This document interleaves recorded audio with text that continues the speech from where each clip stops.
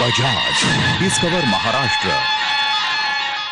नमस्कार मंडळी, बजाज डिस्कवर महाराष्ट्र मध्ये तुमचं स्वागत. आता मी आहे सातारा शहरात. हा सातारा शहर परिसर माझा अत्यंत आवडता. भटकंतीच्या सुरुवातीच्या काळात इथे खूप भटकंती केली आहे. असं म्हणतात की सातारा शहर हे 7 डोंगरांनी वेढलेलं आहे, म्हणून नाव सातारा. इथे खूप प्राचीन किल्ले, प्राचीन मंदिर आहेत. अशाच एका प्राचीन मंदिरात मी आज तुम्हाला घेऊन जाणार आहे. राजवाडा चौक हे सातारा शहरातलं मध्यवर्ती ठिकाण आहे. शाहू महाराजांनी बांधलेल्या या राजवाड्यामुळे या चौकाला राजवाडा चौक असं म्हणतात.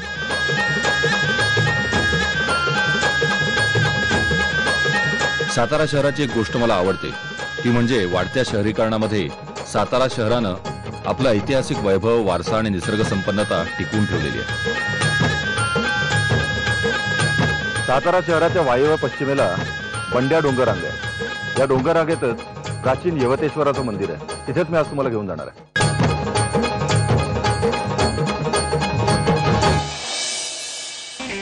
सातारा ते यवतेश्वर अंतर फक्त 10 किलोमीटर आहे. घाटाचा रस्ता निमुळता असला तरी तितकासा गजबजलेला नसतो. आताही रस्ता मोकळाच आहे. आजूबाजूला दिसणारा निसर्ग भुरळ पाडणार आहे. माझ्या बजाज डिस्कवरला असलेल्या डिस्क ब्रेक्समुळे वेगावर क्षणात नियंत्रण मिळवता येईल याची खात्री असल्याने मस्त वळणदार रस्त्यावरचा बाईकचा प्रवास एन्जॉय करत होतो. तेवढ्यात डोंगरावरून वाहणाऱ्या एका छोट्याशा धबधब्यानं माझं लक्ष वेधून घेतलं.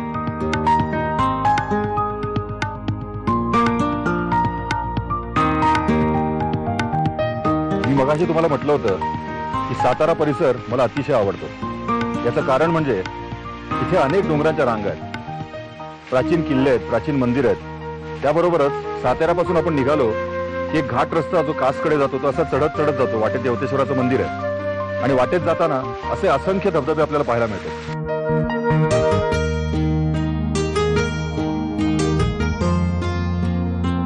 थोडा वेळ तिथं रेंगाळून पुढे निघतोय तोच पुन्हा थांबून फोटो क्लिक करण्याचा मोह झाला. या कड्यावरून खाली बघताना पावसानं हिरवागार गालीच्या अंथरलेलं संपूर्ण सातारा शहर, आकंठ भरलेले तलाव सारच कसं मोहक दिसत होतं.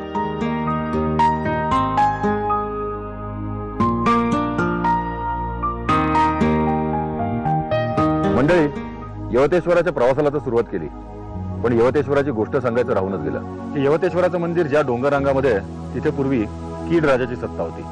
त्याला कोडाचा विकार होता आणि त्याच्यावर कुठलाही उपाय होत नव्हता. एकदा तो फिरत फिरत या डोंगररांगामध्ये आला तेव्हा त्याला एका गोपद्मामध्ये पाणी दिसलं. त्याने शेल्याने ते पाणी आपल्या चेहऱ्याला लावलं आणि काय असते या भागावर पाणी लागलं होतं तिथलं कोड पूर्णपणे नाहीसं झालं होतं. त्या चमत्काराने सीमित होऊन राजाने तिथंच मुक्काम ठोकला.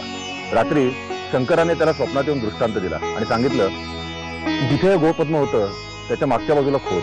त्याने साधारण 11-12 फुटावर खोदलं तर त्याला तिकडे शिवलिंग आढळलं. तेच यवतेश्वर. तिथेच त्याने यवतेश्वराची स्थापना केली आणि मंदिर बांधलं. बराच वेळ रेंगाळून झालं.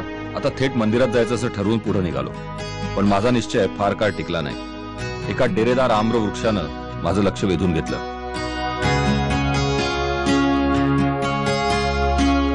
यवतेश्वराकडे जाताना वाटेत हे आंब्याचं झाड लागतं, याला मोहराचा आंबा म्हणतात.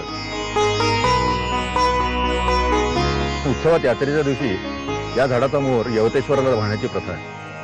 खरं तर त्या दिवसात कुठल्याही आंब्याला मोहर नसतो, पण या झाडाला मात्र येतो. मंदिराचे पुजारी स्वतः इकडे येतात, आंब्याचा मोहर काढतात आणि वाजत गाजत मिरवणुकीने यवतेश्वराला जाऊन राहतात. दीपावली अमावस्येला मोसम नसतानाही या मोहराच्या आंब्याला येणारा मोहर म्हणजे प्रत्यक्ष देवाधिदेव शंकरच मोहर रूपाने प्रकट होतात अशी भाविकांची श्रद्धा आहे. निसर्गाच्या या लीलेचा विचार करत असतानाच मी यवतेश्वर गावातून पुढे आलो.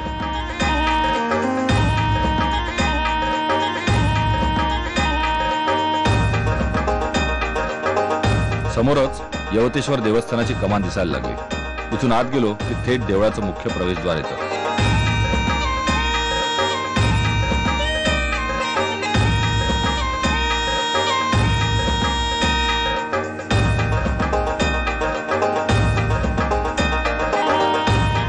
यवतेश्वर मंदिराच्या थेट प्रवेशद्वारापर्यंत गाडी येते. त्यामुळे मी माझ्या साथीदाराला इकडे पार्क करणार आहे आणि मंदिरात चालत जाणार आहे. बाईक पार्क करून मंदिराच्या प्रवेशद्वाराच्या दिशेने निघालो.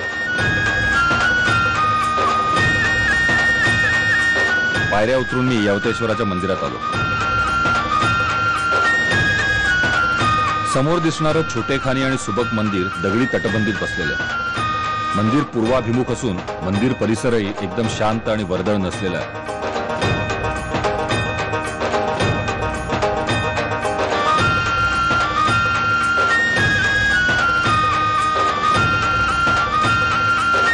पायऱ्या उतरून आल्यावर डाव्या बाजूला ही दीपमाळ दिसते.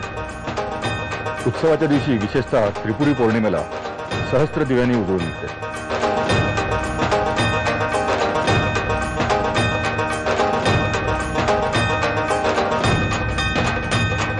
मुख्य मंदिरात शिरण्याआधी उजव्या हाताला काळं भैरवाचं मंदिर आहे. काळं भैरव हे शंकराचं बालरूप असल्यामुळे याला बालसिद्धनाथ असंही म्हणतात. काळ भैरवाचं हे मंदिर दक्षिणाभिमुख आहे. या मंदिराच्या पायरीवर जुनी नाणी ठोकून बसवलेली दिसतात. त्याचं निरीक्षण करतच गाभाऱ्यात गेलो.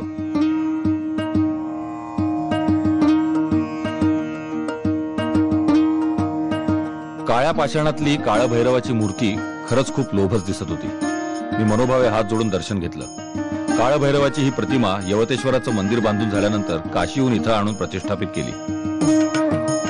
या मूर्तीच्या एका हातात डमरू तर दुसऱ्या हातात त्रिशूळ तर 2 हातात नाग धरलेला आहे.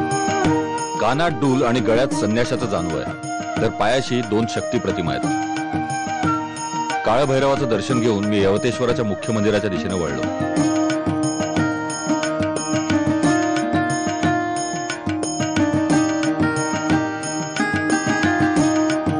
हा आहे मंदिराबाहेरचा नंदी मंडप. सर्वसाधारणपणे शिवमंदिराच्या बाहेर एक नंदी असतो.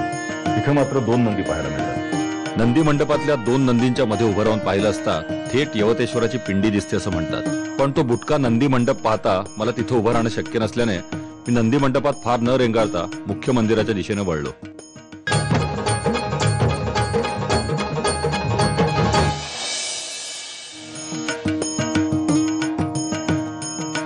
हे मूळ मंदिर हेमाडपंथी शैलीतलं आहे. मंदिर 3 भागात विभागलेलं आहे. अंतराळ, सभागृह आणि गाभारा. जरी आता रंगरंगोटी केलेली असली तरी मूळ मंदिर दगडी आहे. यवतेश्वराच्या मंदिराचे 3 भाग हे 3 वेगवेगळ्या टप्प्यांवर बांधले गेलेले आहेत. सभागृह भव्य अशा दगडी खांबांवर तोललेलं आणि प्रशस्त आहे. दरवाजावर फुलं आणि वेलबुट्टीचं नक्षीकाम दिसतं. मंदिराला केलेल्या रंगकामामुळे हे नक्षीकाम अधिकच उठावदार झालेलं आहे.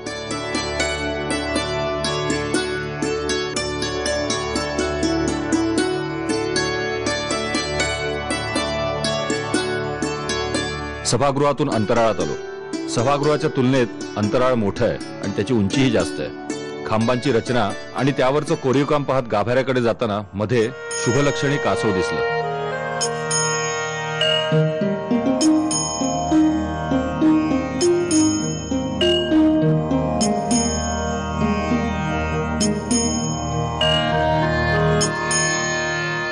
गाभाऱ्याच्या पायथ्याशी यक्ष राक्षसाचं शिर कोरलेलं दिसतं. याबद्दल अशी दंतकथा सांगतात की जेव्हा शंकरानं या यक्षाचा वध केला तेव्हा या यक्षानं शंकराकडे वर मागितला की भक्तांनी तुझं दर्शन घेण्याआधी माझं दर्शन घ्यावं अशी काहीतरी व्यवस्था कर. आणि शंकरानं ती इच्छा पूर्ण केली. तेव्हापासून त्या यक्ष राक्षसाचं शिर इकडे कोरलेलं आहे. मुख्य दरवाजाप्रमाणे गाभाऱ्याच्या दारावरही वेलबुट्टीचं नक्षीकाम दिसतं.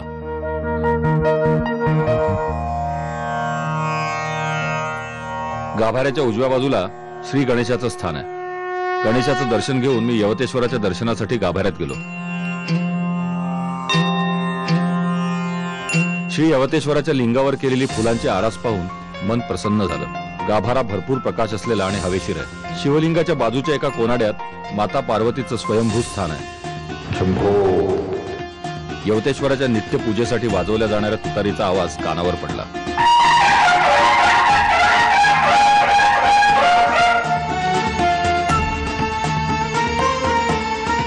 घंटेच्या नादात पूजेला सुरुवात झाली.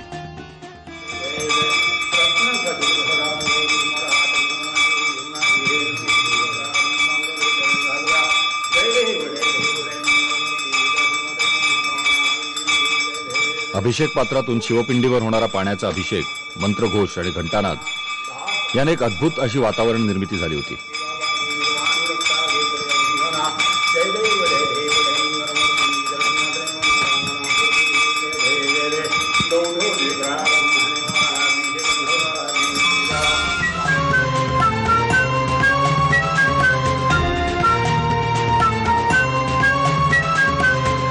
षोडशोपचारी पूजा करून मी बाहेर आलो. यवतेश्वराच्या मंदिराला प्रदक्षिणा घालायचं ठरवलं. प्रदक्षिणा मार्गावर मंदिरातल्या खांबांसारखे काही खांब ठेवलेले दिसले. हे खांबही या मंदिरा इतकेच प्राचीन आहेत. प्रदक्षिणा मार्गावर असलेल्या छोट्या देवळीतल्या देवतांचं दर्शन घेऊन मी रामेश्वर महादेव मंदिराकडे निघालो.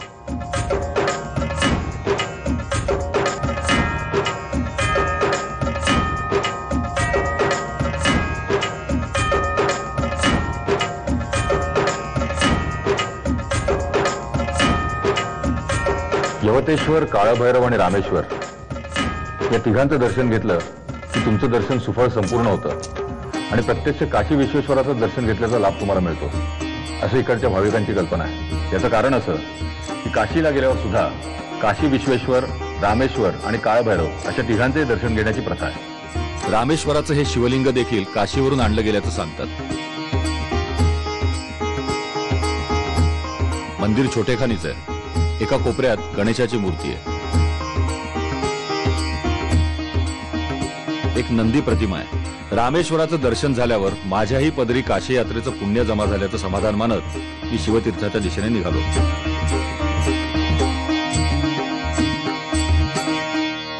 मी सुरुवातीला तुम्हाला ज्या कीड राजाची गोष्ट सांगितली त्या गोष्टीतल्या गोपद्मापाशी तुम्हाला घेऊन आलो. या गोपद्माभोवतीच पुष्करणी बांधली आहे आणि यालाच ऋषितीर्थ असं म्हणतात. खूप पाऊस झाल्यामुळे तलाव काठोकाठ भरलाय, त्यामुळे हे गोपद्म आता तरी आपण पाहू शकत नाही. यवतेश्वर, काळभैरव, रामेश्वराचं मनोभावे घेतलेलं दर्शन आणि काशीप्रमाणे जुळून आलेला तिहेरी योग यासारख्या गोष्टी मनात साठवून मी माझ्या पुढच्या प्रवासाला निघालो.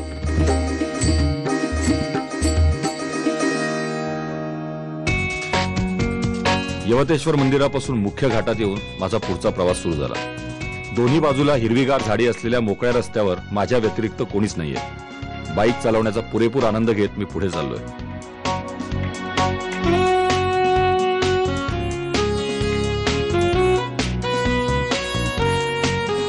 आता मी तुम्हाला एका अद्भुत ठिकाणी घेऊन जाणार आहे. पावसाळ्या व्यतिरिक्त जर तुम्ही इथे आलात तर तुम्ही म्हणाल यात काय विशेष, हे तर उजाड पठार आहे. पण पावसाळ्यानंतर मात्र हे सगळं पठार लाल, गुलाबी, जांभळ्या, पिवळ्या फुलांनी बहरून निघालेलं असतं. सह्याद्रीत अशा सड्यांची कमतरता नाही.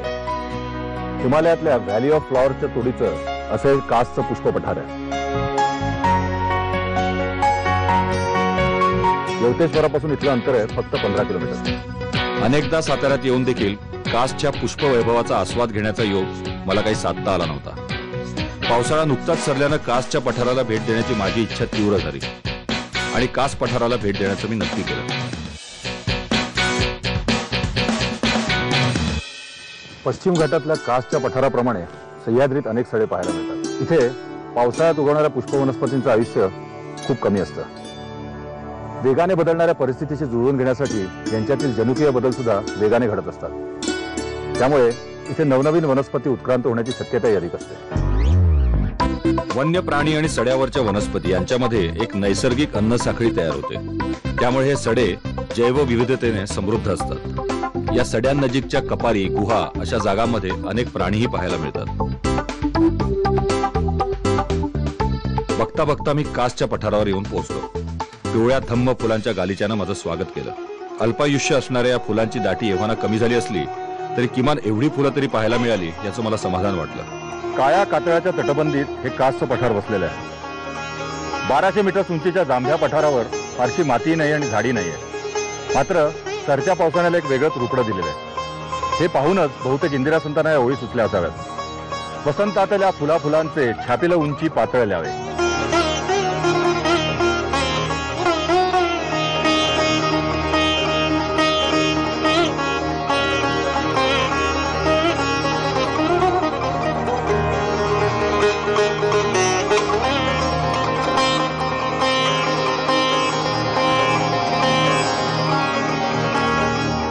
Hello sir.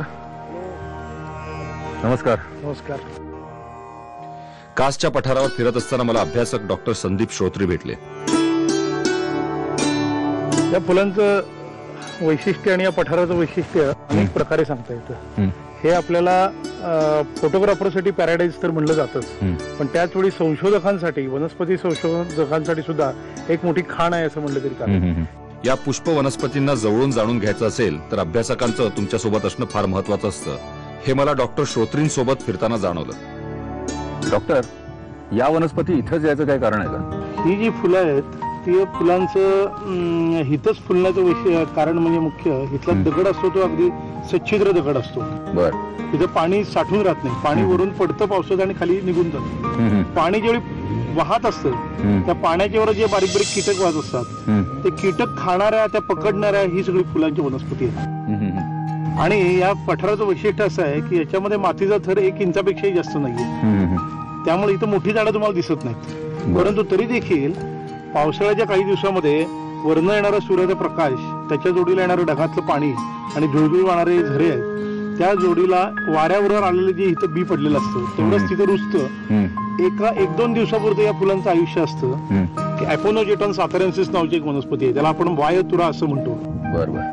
कोल्हापूरच्या शिवाजी युनिव्हर्सिटीचे प्राध्यापक इसार यादव यांनी याचं ऑथेंटिकेशन करून, ऑथरायझेशन करून त्या वनस्पतीला नाव दिलेलं आहे की जे बॉटॅनिकल सर्व्हे ऑफ इंडियानं डॉक्युमेंटेड केलेलं आहे. तसंच काही कितीतरी वनस्पती आहेत. आता उदाहरणार्थ ही वनस्पती आहे, याला सीतेची अस्व असं नाव आहे. सीतेची अस्व हे नाव जरी कारुण्यपूर्ण वाटलं तरी मुळात ही फुलं खूप क्रूर असतात. कारण या सीतेच्या अस्वांनाच इंग्लिशमध्ये युट्रिक्युलर आहे असं म्हणतात, आणि युट्रिक्युलर म्हणजे एक ब्लॅडर सारखा प्रकार असतो. या वनस्पतीच्या खोडांवर आणि मुळांच्या वर एक प्रकारचे ट्रॅप्स ठेवलेले असतात. ते मेकॅनिकल ट्रॅप्स असतात की जे वाहत्या पाणी जे खाली असतं त्या पाण्यावर येणारे कीटक असतो ते आले जवळ की ते ऍक्च्युली मेकॅनिकली सक केले जातात. पिवळ्या रंगाची स्मिथियाची फुलं, त्याला मराठीत कौला म्हणतात. या स्मिथियाच्या फुलांना मिकी माऊसची फुलं असंही म्हणतात. एखाद्या बटनासारखी दिसणारी पांढऱ्या शुभ्र रंगाची जी फुलं दिसतात त्यांचं नाव एरिओफॉलिन, मराठीमध्ये त्यांना गेंद असं म्हणतात. एखाद्या गवताच्या तुऱ्यासारखी दिसणारी हबेनेरिया किंवा ऑर्किड,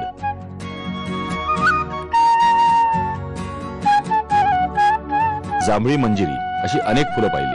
त्यांची वैशिष्ट्य समजून घेत मी डॉक्टर श्रोत्रींबरोबर फिरत होतो.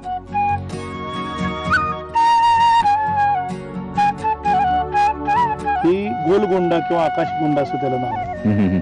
आणि या सगळ्या फुलांचं, इथल्या सगळ्याच पठाराच्या फुलांचं वैशिष्ट्य असं असतं की त्याचे पॉलिनेटर्स म्हणजे त्यांना जे त्यांच्याकडे अट्रॅक्ट होणारे इन्सेक्ट असतात ते प्रत्येक फुलाचे वेगळे असतात. इथले आपल्याला फुलपाखरं ह्याच्यावर बसणारी वेगळी दिसतात, या फुलांवर बसणारी वेगळी दिसतात.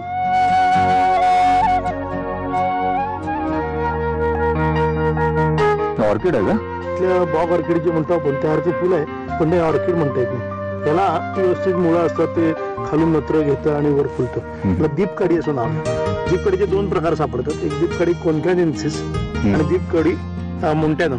दीपकाडी पाहून पुढे गेल्यावर एका झुडपावर फुललेल्या फुलांनी लक्ष वेधून घेतलं. ही कुठली फुलं? हे फुल म्हणजे या पठाराचं वैभव.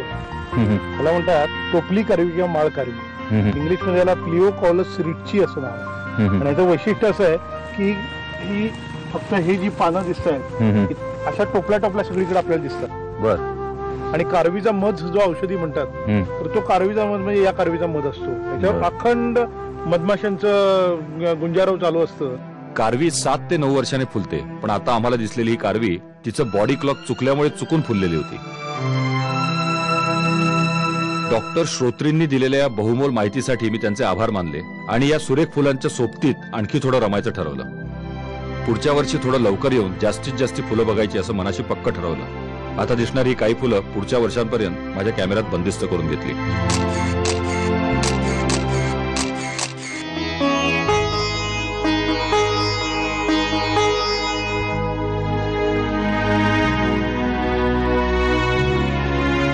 कासच्या पठारावर दिवसेंदिवस पर्यटकांची गर्दी वाढत चालली आहे, पण काही अतिउत्साही पर्यटकांमुळे इथल्या पुष्पवैभवाच्या सौंदर्याला धक्का पोचतोय. आपल्याकडे असलेल्या या जागतिक वारशाचं जतन आपण स्वतःच केलं पाहिजे, याची काळजी आणि भान आपण प्रत्येकाने ठेवायला हवं. कासच्या पठारावरचं पुष्पवैभव मनात साठवून कास पठारापासून अवघ्या 3 किलोमीटर अंतरावर असलेल्या कासच्या तलावाकडे निघालो.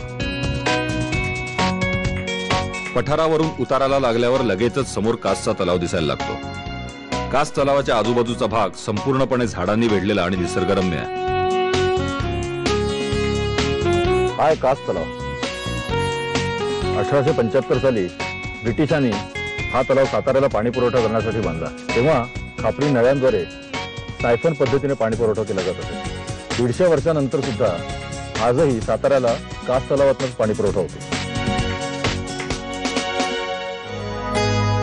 या कास तलावातूनच उरमोडी नदीचा उगम होतो. ही नदी धबधब्याच्या रूपात समोरच्या खोल दरीत उडी मारते. या नदीवरच सज्जनगडाजवळ उरमोडी धरण बांधण्यात आलेलं आहे.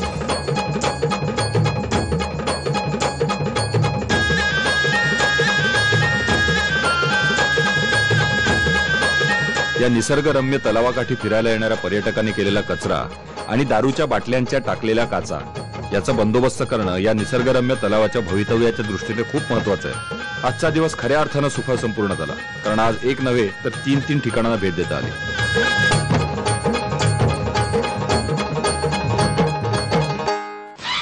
बजाज डिस्कवर महाराष्ट्र.